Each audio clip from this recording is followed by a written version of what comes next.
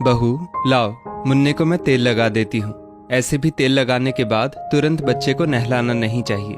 थोड़ी देर उसे धूप में खेलने दो, तब तक घर के काम कर लो, वरना फिर कहोगी तुम्हें अपने लिए समय नहीं मिलता है। घर के काम करने से नई माँ का अच्छा खासा व्यायाम भी हो जाता है। फालतू में आजकल की औरतें व्यायाम के लिए पैसे खर्च करती हैं, हमने तो कभी नहीं किया। मंजुला जी अपनी बहू रेखा से कहती है। रेखा अपने 40 दिन के बेटे को सासू माँ को देते हुए बोली, मम्मी जी, आपने वादा किया था कि अगर मैं यहाँ रही तो मुझे घर का कोई काम नहीं करना पड़ेगा। मैं तो अभी बच्चा भी नहीं चाहती थी, परंतु आपने मुझे इमोशनली ब्लैकमेल किया और मैं बुद्धू कि आपकी बात में आ गई। बहू, ये कैसी बातें कर रही हो? कौन सी ऐसी औरत होगी जो माँ बनना नहीं चाहेगी? अब तुम अपने मायके जाती तो मेरा बेटा विकास पेंडुलम की तरह यहाँ से वहां घूमता रहता। अरे सही उम्र पर बच्चा कर लेने से औरत के शरीर को इतनी तकलीफ नहीं होती। 30-40 के बाद औरतें बच्चे करती हैं, फिर अपने वजन को घटाने के लिए लाखों रुपए खर्च करती हैं। मंजुला जी बोली, मम्मी जी, वो सब तो ठीक है, पर मेरे आराम का क्या? मैंने गलती कर दी जो आपकी बात मान ली और अपने मायके नहीं गई। आप किसी न किसी बहाने मुझे काम में उलझाए रखती हैं। मुझे याद है मेरी दीदी की डिलीवरी के बाद कितने महीने तक वो कोई काम नहीं करती थी और ठाठ से मायके में रही। बच्चा संभालने लायक हो गया तब अपने ससुराल गई। मैंने आपकी बात मानकर अपने ही पैरों पर कुल्हाड़ी मार ली। रेखा बोली, बहू, अपनी बहन की तो बात ही मत करो, बुरा मत मानना, पर अभी उसकी क्या उम्र हुई होगी? ठीक से उठ बैठ भी नहीं पाती। इतना भारी शरीर हो गया है कि जहां बैठती है किसी न किसी का सहारा लेकर उठती है। साधारण नाप के कपड़े उसे आते नहीं हैं। सोचो आगे चलकर क्या अपना ख्याल रखेगी और क्या घर वालों का। मंजुला जी बोली, मम्मी जी, मेरे हर सवाल का आपके पास कोई ना कोई तोड़ होता ही है, परंतु यही तो समय होता है जब औरत को आराम मिलता है, पर मेरे नसीब में आराम कहाँ है। इतना कहकर रेखा सूखे कपड़ों को समेटने लगी। अगले दिन रेखा कुछ मसाला पीस रही थी तो मिक्सी खराब हो गई। रेखा विकास से बोली, बिना मिक्सी के मेरा काम नहीं चलेगा, आप नई मिक्सी मंगवा दीजिए।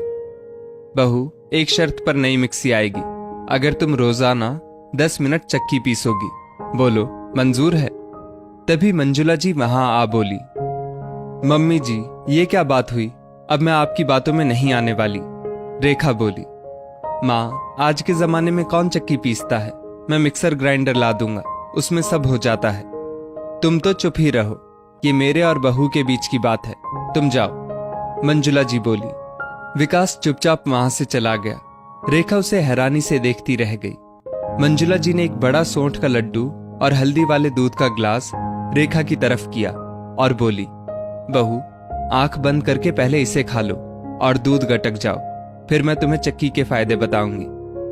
मम्मी जी, ये रोज रोज दूध में कभी हल्दी तो कभी केसर, कितने दिन ये पीना होगा?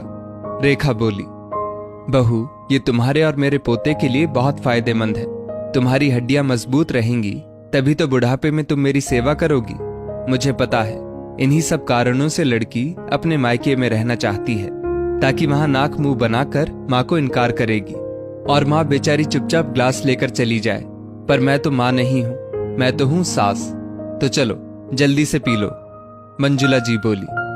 रेखा बेचारी सोचती है, जब ओखली में सिर डाल ही दिया तो मुसल से क्या डरना, और उसने आंख बंद कर पूरा ग्लास दूध पी लिया।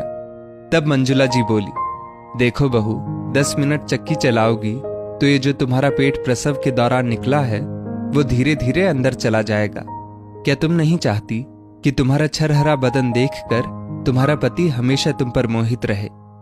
रेखा इधर उधर देखकर शर्माई और बोली, मम्मी जी, ये कैसी बातें कर रही हैं? कोई भी सास अपनी बहू की दुश्मन नहीं होती है। मैं समझती हूँ बच्चा होने के बाद कोई भी लड़की अपने मायके आराम और माँ की ममता के लिए जाना चाहती है। क्या मैं तुम्हें अगर वही ममता और देखभाल यहाँ दूं, तब भी तुम मायके जाना चाहोगी? मंजुला जी बोली, जो भी हो मम्मी जी, पर आपने अपनी बातों के मायाजाल में मुझे फंसाया और यहाँ रहने के लिए मुझसे हामी भरवाई। रेखा बोली, बहू, मैंने ऐसा इसलिए किया क्योंकि तुम्हारी भाभी भी गर्भवती थी। अब एक अकेली तुम्हारी माँ बेचारी अपनी बहू को देखेगी कि बेटी को? मैं तो हूं ही तुम्हारी देखभाल के लिए। सोचो तो, मैंने तुम्हारे साथ तुम्हारी माँ की भी मदद की है। मंजुला जी बोली। तभी रेखा की माँ का फोन आया और वो बोली, बेटा, आज के जमाने में कौन सी सास या समधन सामने वाले के लिए इतना सोचती है। तुम्हारी सास ने मुझे वादा किया था कि वो मुझसे ज्यादा तुम्हारा ख्याल रखेंगी, और देखो वो रखती भी है। वरना तुम्हारी भाभी के साथ मैं तुम्हारी पूरी देखभाल कर भी नहीं पाती। तुम तो जानती हो तुम्हारी भाभी की माँ नहीं है, इस वजह से मैं उसकी देखभाल कर रही हूँ। मेरी तरफ से समधन जी को ढेर सारा धन्यवाद कहना। अब मंजुला जी जो व्यायाम और काम रेखा को बताती वो बड़े ध्यान से करती। धीरे धीरे उसका शरीर पहले की तरह होने लगा। एक रात रेखा सो रही थी। अचानक उसकी नींद खुली तो उसने देखा उसका बच्चा उसकी बगल में नहीं था। जब उसने दूसरे कमरे में जाकर देखा तो उसका बेटा सास ससुर के बीच में आराम से सो रहा था। पीछे से विकास आया और रेखा से बोला, रेखा, माँ हर रात तुम्हारे सोने के बाद मुन्ने को अपने साथ ले जाती है ताकि तुम्हारी रात की नींद पूरी हो सके। उन्होंने मुझे तुमसे बताने से मना किया था, इसलिए मैं तुम्हें कुछ कहता नहीं था। माँ को बेटी की बड़ी चाहत थी, इसीलिए वो अपनी सारी ख्वाहिशें तुमसे पूरी कर रही है। ये सब सुनकर रेखा की आंखों में आंसू आ गए। अगले दिन मंजुला जी के बिना बताए रेखा चक्की पीस रही थी तो मंजुला जी बोली, बहू, अब इतना भी व्यायाम मत करो कि हवा में उड़ जाओ। अब मुन्ने का बचा हुआ काम तुम करो, मैं चली आराम करने। नहीं नहीं मम्मी जी, अपने पोते को आप खुद संभालिए, मुझे तो इनके साथ शॉपिंग पर जाना है। अब मायके में बच्चा दादी के पास रहे या नानी के पास, क्या फर्क पड़ता है। रेखा मुस्कुराकर बोली। रेखा मुस्कुराकर कपड़े बदलने चली गई तो मंजुला जी पोते को दुलार करते हुए बोली, देखा मुन्ना, तेरे मायाजाल में तेरी माँ ने मुझे फंसा लिया। गलती कर दी जो बहू को मायके नहीं भेजा। विकास सास बहू की बातें सुनकर हंसने लगा। वहीं बच्चे की खिलखिलाहट से घर हर वक्त रोशन रहता। दोस्तों, हर लड़की अपने उन दिनों में मायके जाना चाहती है जब प्रसव के बाद के कुछ वक्त वो आराम से बिताना चाहती है। अगर ससुराल में भी उतनी ही निगरानी से उसकी सास उसका ध्यान रखे तो क्या कोई बहू मायके जाना चाहेगी। इस स्टोरी को लेकर आपकी क्या राय है, नीचे कमेंट करके जरूर बताइएगा। और ऐसी ही और भी बेहतरीन वीडियोस के लिए हमारा पेज जरूर फॉलो करें। धन्यवाद।